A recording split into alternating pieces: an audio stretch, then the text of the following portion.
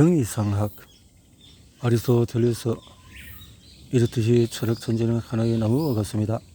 그 뿌리는 형이상학이요 그 절기는 자연학이요 이 절기로부터 뻗어나온 가지들은 여타의 다른 학문들입니다. 데카르트가 남긴 편지의 일부다.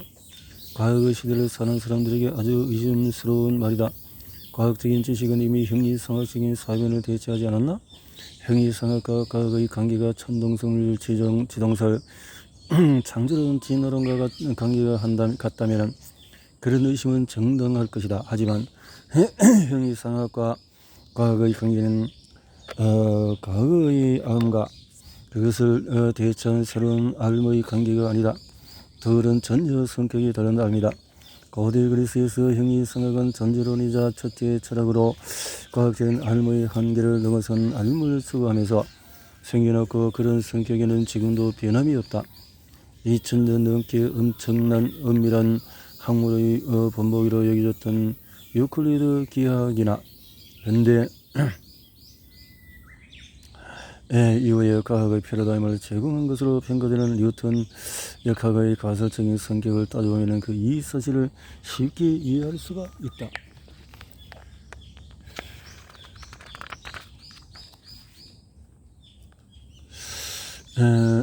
전체 14권으로 되어 있는 형이상학의 정신 부분은 이등학학은 이성의 의미를 분석한 4권과 6권, 이른바 실체에 관한 책들을 불리는 7에서 9권, 있는 것들의 궁극적인 원리로 신에 대한 논리를 담은 12권이다. 1권은 아리스토텔레스 이전까지 그리스 철학사이고 5권은 철학사연. 형이상학은 왜 이렇게 적다하고 어수선할까? 이유는 이 저서의 출간 과정에서 찾아볼 수 있다. 형이상학은 아리스토텔레스가 죽고 200년이 지난 뒤에야 비로소 빛을 보았다. 기원전 1세기 로마에서 활동했던 안드로니코스가 아리스토텔레스의 다른 저술들에 속하지 않는 글 여러 편을 모아서 자연학에 대한 글들을 뒤에 두고 자연학에 대한 글들 뒤에 오는 것들이라는 이름을 사용했다.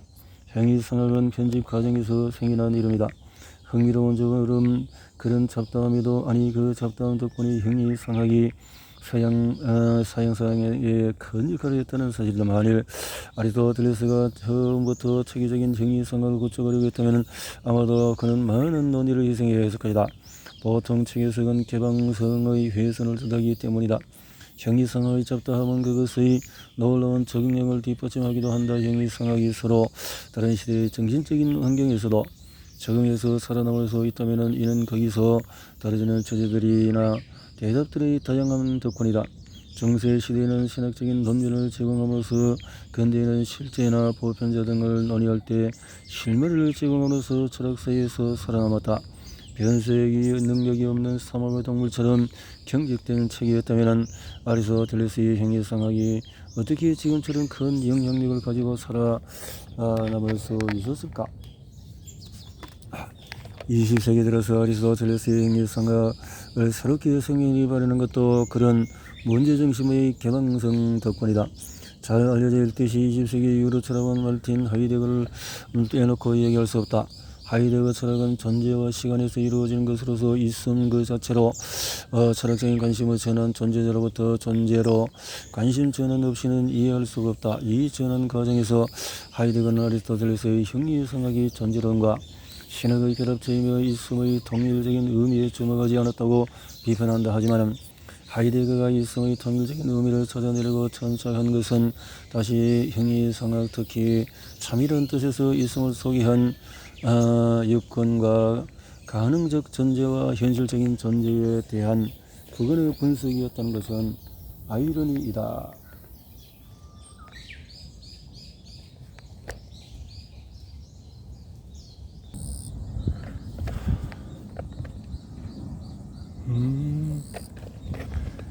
인간은 형이상학적인 동물이다. 근대의 과학은 주로 수학적인 언어로 대답할 수 있는 질문들을 탐구를 한적하지만 이것은 인간이 던지는 수많은 질문에 대한 아주 자의적인 제안일 뿐이다. 자연과학을 넘어선 질문들이 있다면 자연과학을 넘어선 탐구도 있을 수 있다.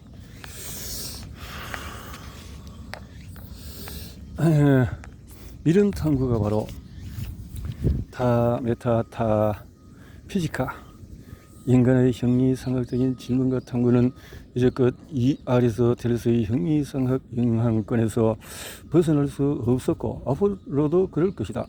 도대체 어떤 점이 아리스토텔레스의 형이상학을 서양 형이상학이라는 태양계의 중심으로 만들까? 연세대 철학과 교수.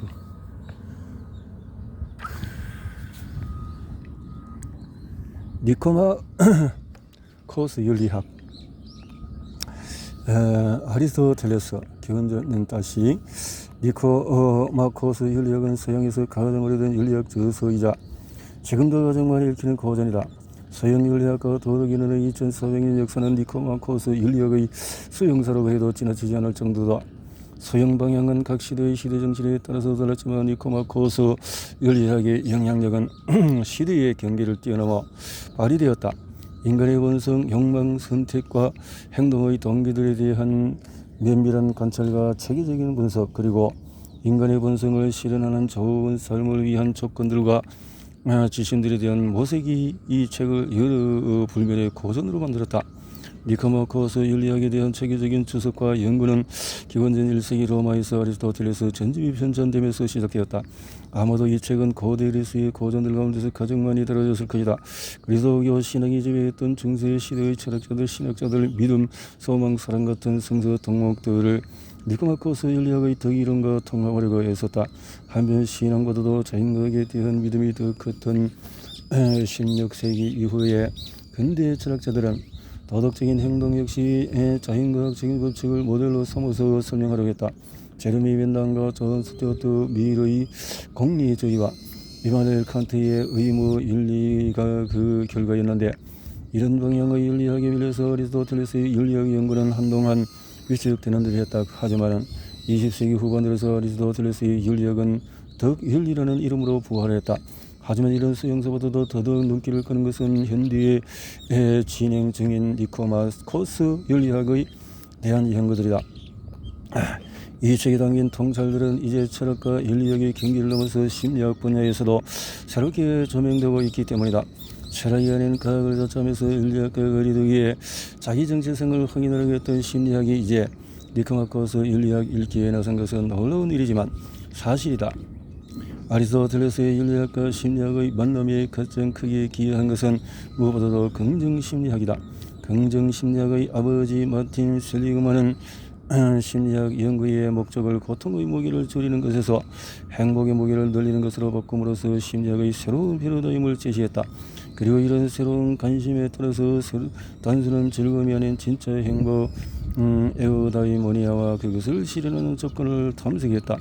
긍정심리학은 6개의 보편적인 덕과 이를 다시 세분한 24개의 개인적인 강점 가운데서 자신의 강점들을 찾아 실현하는 데 진짜 행복이 있다고 주장한다. 이런 긍정심리학의 주장은 오늘날 강보위한 지지를 받고 있지만 비판이 전혀 없는 것은 아니다.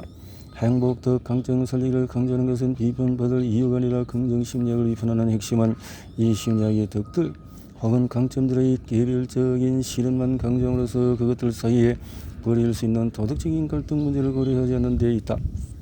행복에 대한 긍정심리학의 논의와 그에 대한 비판을 함께 고려한다면 행복이나 덕 이외에 새로운 영역이 추가되어야 한다. 바로 덕들 사이의 갈등을 조정하는 능력으로서 실천적인 지혜다. 따라서 행복의 개념도 바뀐다. 니코마코스 윤리학의 핵심 주장은 덕과 실천적인 지혜의 개발에 행복의 길이 있다는 것이다. 아리스토텔레스는 니코마코스 윤리학의 목적을 잘 삶 혹은 잘 행동함으로 우리를 인도하는 데 두었다. 반성하다는 뜻은 번역어들을 선호하는 경향이 있다. 에우다이모니아 본성의 실현은 우리는 정의로운 일을 함으로써 정의로운 사람이 되고 절제 있는 일을 함으로써 절제 있는 사람이 되며 용감한 일을 함으로써 용감한 사람이 된다. 다시 말해서 잘 삶과 잘 행동함을 가능하게 하는 조건은 좋은 습성, 아리스토텔레스가 아레테라고 부르는 탁월성 혹은 덕이 있다는 것이다. 아리스토텔레스가 에우다모니아를 덕에 따르는 활동으로 정의한 것도 그 때문이다.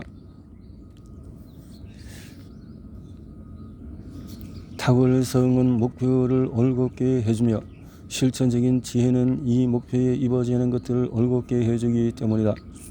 실천적인 지혜의 저자 베리 시우츠의 말도 그런 뜻이다. 훌륭한 행위자에게는 자신의 행동 목적을 이루는 동기가 있다. 하지만 행동의 일관적인 목표들을 구체적인 행동으로 옮기는 데 지혜, 즉 실천적인 지혜가 필요하다. 좋대요. 시학. 아리스토텔레스의 시학은 서양 최초의 문학 비평서라는 역사적인 의의가 있다.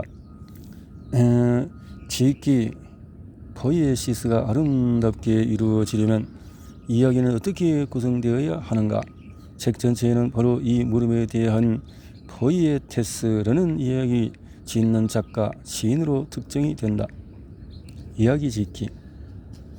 시학에는 시학을 모르는 사람들도 즐겨 쓰는 논증적인 표현이 있다. 바로 카타르시스다. 카타르시스. 비극이란 거기하여 완결된 크기를 가진 힘이여 모방인데 종류들에 맞게 따로따로 그 부분들 안에 뿌려진 각각의 양념된 말로서 낭송을 통해서가 아니라 행동하는 사람들에 의해서 이루어지며 연민과 공포를 통해서 그와 같은 격정적인 것들의 카타르시스를 수행하는 모방이다. 시인의 역할을 명확하게 긍정적인 측면에서 정리한 것도 아리스토텔레스의 갈망할 만한 성과이다.